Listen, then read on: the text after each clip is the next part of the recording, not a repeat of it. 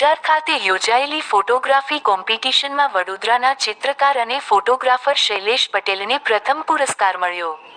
તાજેતરમાં 6/4/2025ના રોજ રામનવમીના પર્વ નિમિત્તે અંજાર ખાતે રામનવમીની ભવ્ય ઉજવણી કરવામાં આવી હતી, કે જેના ભાગરૂપે અંજાર શહેરમાં નીકળેલી ભવ્ય રથયાત્રામાં અંજાર ફોટોગ્રાફર એસોસિએશન દ્વારા ઓલ ગુજરાત રાજ્ય ફોટોગ્રાફી સ્પર્ધા યોજવામાં આવી હતી, કે જેમાં આપણા વડોદરાના જાણીતા ચિત્રકાર ફોટોગ્રાફર શૈલેષ પટેલે પ્રથમ ઇનામ મેળવીને વડોદરાનું નામ રોશન કર્યું છે.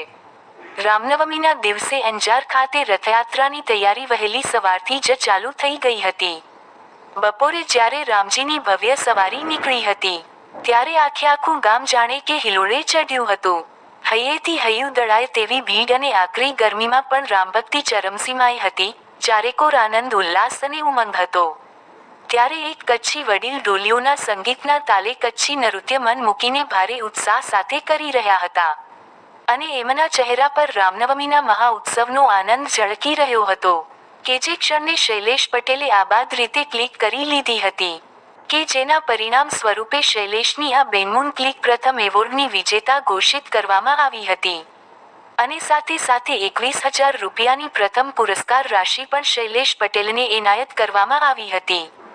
અને અયોધ્યાના રામ મંદિરના રામજીની પ્રતિકૃતિનું આકર્ષક મોટું શિલ્પ પણ શૈલેષ પટેલને એનાયત કરવામાં આવ્યું હતું. ઇનામ વિતરણ સમારોહ પણ તારીખ 14/4/2025ના રોજ અંજાર ખાતે ભવ્ય રીતે ઉજવાયો હતો.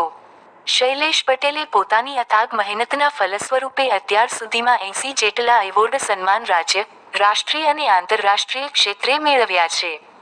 તેમની આ કલાયાત્રામાં તેમની લાડલી બહેન તૃપ્તિ વિનેશકુમાર પટેલનો હંમેશા સાથ અને પ્રોત્સાહન રહ્યા છે.